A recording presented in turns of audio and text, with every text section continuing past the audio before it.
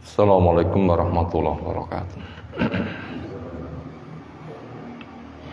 Alhamdulillahirabbil alamin. Alladzi hadana li hadza wa ma kunna linahtadiya laula an hadanallah. Wa asyhadu an la ilaha illallah wahdahu la syarikalah wa asyhadu anna Muhammadan abduhu wa rasuluh. Allahumma shalli ala Muhammad wa ala alihi wa ashabihi wa man tabi'ahum bi ihsanin ila yaumiddin. Ya ayuhan nas ittaqu rabbakum alladzi khalaqakum min nafsin wahidah khalaqa minha zawjaha wa bassa minhuma rijalan katsiran wa nisaa'a. Wattaqullaha alladzi tasaaluna bihi wal arham innallaha kana 'alaikum raqiba wa ba'd. Wa inna astaqal hadisi kitabullah wa khairal hadyi hadi Muhammadin sallallahu alaihi wasallam. Syarrul umuri muhdatsatuha fa inna kulla muhdatsatin bid'ah wa kulla bid'atin dhalalah wa kulla dhalalatin finnar. Ayyuhal ikhwah, azan Allah Subhanahu wa taala. Insyaallah kita masuk hadis yang ke-93. An Ibnu Abbas radhiyallahu anhuma anna Rasulullah sallallahu alaihi wasallam kana yaqul indal karbi. Adalah Nabi SAW ketika susah. Beliau berdoa. Apa doanya orang ketika susah? La ilaha illallah al-azim al-halim. La ilaha illallah rabbul arsyil azim. La ilaha illallah Rabbus samawati wa rabbul ardi wa rabbul arsyil karim.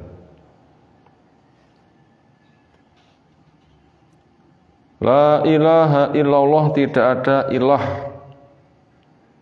yang disembah dengan benar kecuali hanya Allah Al-Azim, zat yang maha agung, Al-Halim, zat yang maha penyantun. La ilaha illallah, tidak ada yang diibadai dengan benar kecuali Allah Rabbul Arsyil Azim, pemilik arsy yang sangat besar. La ilaha illallah, tidak ada yang diibadai dengan benar kecuali Allah Rabbus samawati, pemilik langit,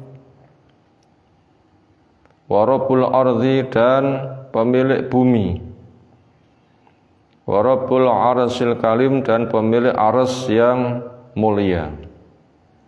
Muttafaq alaih, disepakati atasnya oleh Imam Bukhari, oleh Imam Muslim. Semoga Allah merahmati pada keduanya. Pelajaran yang bisa kita petik dari hadis di atas. Pertama, Allah mencipta makhluk itu berjodoh. Ada senang, ada susah. Allah juga mencipta hidup dan mati, mencipta tawa dan tangis.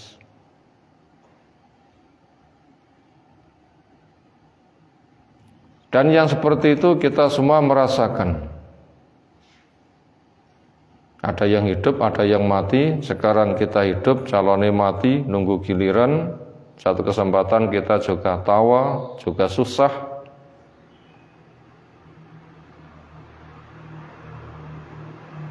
Semuanya Allah cipta dengan penuh hikmah, penuh pelajaran, penuh faedah, tidak ada yang sia-sia. Yang nomor dua,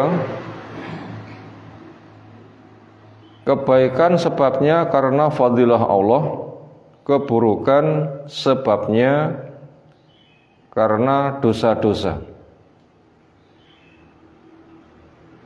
Maka apabila kita dapat kebaikan, walaupun kita sering berbuat dosa, kita wajib memahami bahwasanya rahmat Allah itu luas. Walaupun orang itu berbuat dosa pun juga masih mendapatkan kebaikan. Fir'aun, Qarun jelas pendosa, tapi juga masih mendapatkan kebaikan. Buktinya juga sehat, juga kaya, juga bisa senyum, juga bisa pesta pora, pernah bangga. Kebaikan ketika diberikan kepada orang berbuat jelek itu semata karena fadilah dari Allah. Bisa jadi orang itu mau mensyukuri, salah nanti mau tobat. Juga Allah itu zat yang maha pemaaf. Juga Allah memiliki sifat Al-Halim, nama Al-Halim, penyantun, artinya tidak segera menghukum kepada orang yang salah, agar dia bertobat, berbenah. Orang salah tidak segera disiksa, dihancurkan, agar bisa memperbaiki diri. Itu semua merupakan fadilah dari Allah Subhanahu wa taala dan jangan dibangga-banggakan, apalagi membanggakan dosa. Itu ketika kebaikan orang mendapatkan itu karena fadilah dari Allah. Di balik itu memang itu jatah orang hidup sekaligus sebagai modal syukur. Lalu ketika orang itu mendapatkan keburukan, kenapa orang itu kok buruk? Pertama, karena orang itu salah. Walaupun satu kesempatan orang salah itu dimaafkan, tapi satu kesempatan orang salah butuh untuk dihukum, supaya tidak berlarut, berkelanjutan di dalam kesalahan dan nimbang. Kalau salah di dunia nggak seberapa, karena musibah sudah berat, lalu bagaimana beratnya neraka? Itu satu kondisi. Orang salah kadang masih diberikan nikmat, nah biar sadar, biar ada kesempatan agar syukur, agar berbenah. Tapi kadang juga mendapatkan hukuman dengan hikmah demikian, supaya tidak berlarut. Lalu Nabi pun apakah juga pernah merasakan susah? Jawab, jelas pernah. Mana dalilnya? Yang kita baca kan jelas. Ketika bersusah, beliau berdoa dengan doa ini. Kalau begitu dosa beliau apa? Kan seorang nabi, kan seorang rasul, makhluk terbaik, ulul azmi, terbaiknya ulul azmi, orang yang maksum. Maka alasan pertama kenapa nabi pun juga bisa salah, karena terkena takdir kauni. Memang Allah mencipta senang dan susah. Walaupun orang itu tidak salah pun juga bisa susah. Tentunya ada sebab-sebab yang lain. Selain itu sebab kauni, juga ada sebab yang lain, walaupun itu bukan sebab kesalahan. Misalnya, orang itu memiliki bawaan rasa cinta. Orang tua cinta pada anak, boleh, ini bawaan. Suami cinta pada istri, istri cinta pada suami, anggota keluarga cinta kepada kerabatnya. Orang punya benda, ada rasa suka kepada benda. Ini naluri, tabiat. Ketika mengalami sesuatu, ya pantas mengalami susah. Orang tuanya mati, anaknya mati, keluarganya mati. Dan Nabi SAW pun juga pernah mengalami susah semisal ini. Kapan itu? Ketika sang paman Hamzah namanya, semoga Allah meridhoinya, meninggal, tapi kan juga susah. Itu tabiat. Demikian juga ketika sang anak Ibrahim 18 bulan meninggal, juga susah. Mata bercucuran, mulut menangis, tetapi kepada takdir tetap ridho dan tidak berucap kecuali yang Allah izinkan. Tapi juga tetap susah. Itu namanya kauni. Peristiwa yang Allah cipta di alam, ada suka, ada duka. Walaupun nggak mengalami dosa juga bisa susah. Apakah Nabi SAW juga pernah susah lalu duka? Tentunya juga pernah. Kapan itu? Yaitu ketika para istri protes pada Nabi SAW karena beliau punya budak perempuan yang beliau gauli di rumah Hafsah. Hafsah protes. Akhirnya karena mendapatkan desakan, beliau sumpah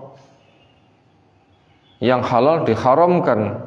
Ini jelas salah. Lalu Allah menegur, ya ayuhan nabiyyu lima tuharrimu ma ahalallahu laka tabtaghi mardhata azwajik. Nabi, kenapa kamu haramkan apa yang kamu halalkan karena mencari keridhaan istri-istrimu? Ayo kamu cabut.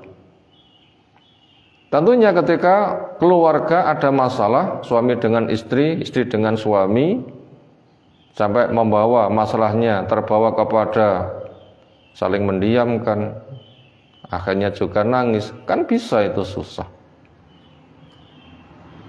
Itu juga dengan sebab dosa. Nah ternyata Nabi pun juga bisa dosa. Untuk kasus seperti itu hanya ada rasa susah. Mungkin ada yang memberikan pertanyaan, loh katanya Nabi itu maksum, kenapa kok susah? Arti maksum bukan bebas dari salah, tapi arti maksum ketika salah langsung ada penyelesaian, turun wahyu. Itu susahnya Nabi, dengan sebab salah itu turun wahyu sehingga selesai seketika. Ibaratnya anak bisa jatuh, ketika mau jatuh segera ditolong. Senada dengan itu alur pemahamannya. Dan ternyata salahnya Nabi menimbulkan susah, ada penyelesaian langsung dengan turun wahyu. Nah, selain Nabi ketika salah susah kan nggak ada turun wahyu. Abu Bakar susah turun wahyu, kita susah turun wahyu. Nah, itu namanya tidak maksum. Lalu pelajaran berikutnya, karena semua peristiwa yang Allah adakan itu ada hikmahnya, yang telah kita gali pada poin-poin di atas. Di antara hikmah yang lain adalah untuk semakin mendekatkan diri kepada Allah Subhanahu wa taala. Tidak usah mencari kambing hitamnya, tapi katakan ini takdir, bagaimana penyelesaiannya. Dan ternyata penyelesaian yang paling baik mendorong dia untuk segera kembali kepada Allah dengan mentauhidkannya. Kenapa? Kok segera kembali kepada Allah dengan mentauhidkannya? Karena yang bisa menghilangkan susah itu adalah Allah. Nggak mengadu kepada A, nggak mengadu kepada B, nggak mengadu kepada C. Mereka nggak bisa menyelesaikan. Untuk apa? Wadul sono sini, cerita sana sini, emangnya mereka bisa menyelesaikan?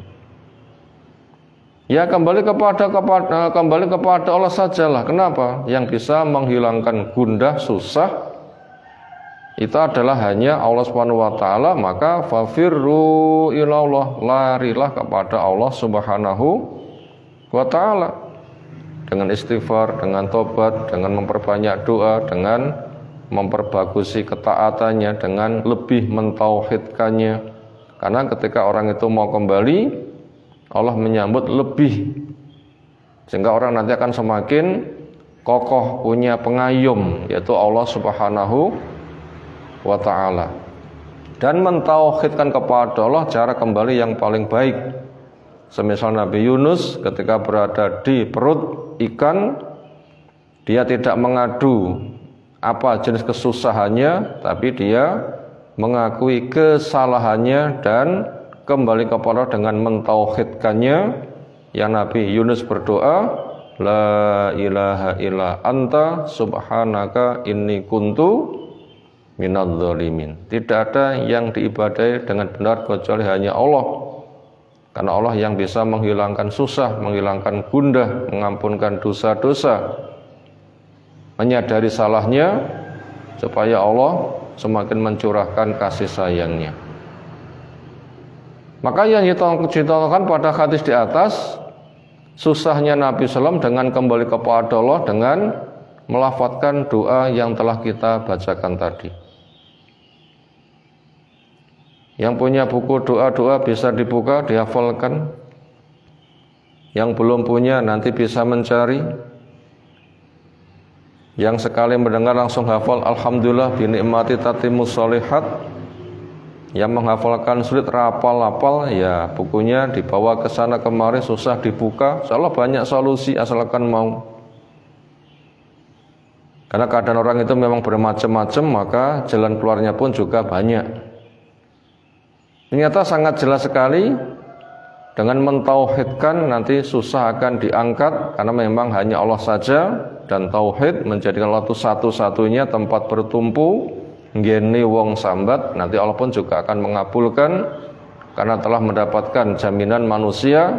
Allah memberikan jaminan, ud'uni astajib lakum, mintalah akan saya ijabahi. Apa tuh lafaz yang boleh disampaikan? La ilaha illallah al-azim al-halim. Ini jelas bahasa tauhid.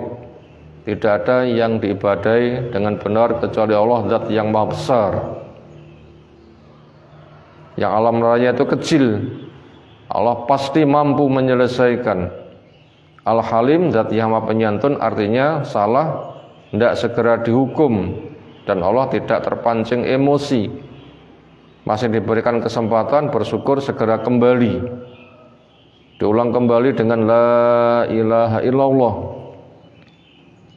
Diluaskan pemahaman agungnya Allah dengan dikatakan Rabbul Arsy Al-Azim, pemilik arsy yang sangat besar. Karena arsy itu merupakan atapnya alam raya, Allah zat yang maha pengasih. Semua yang ada di bawahnya akan mendapatkan sayang Allah Subhanahu wa taala. Termasuk disayanginya bisa sabar, bisa sembuh, bisa hilang duka, bisa mengambil pelajaran, sehingga semua kondisi dia bisa memetik pahala. Diulang kembali dengan la ilaha illallah, diluaskan wawasan dengan rububiyah Allah. Rabbus samawati, Allah adalah Rabbnya langit, Rabbnya bumi, Rabbnya arsy yang mulia, pencipta, pengatur, pengurus, pemilik semuanya. Ketika manusia dibeli kembali kepada Allah, merasa rendah dan Allah diagungkan, Allah akan mudah memberikan ijabah kepada yang bersangkutan. Salah hadis yang lain bisa kita kaji menyusul. Subhanakallahumma bihamdika asyhadu an la ilaha illa anta astaghfiruka wa atubu ilaik. Assalamualaikum warahmatullahi wabarakatuh.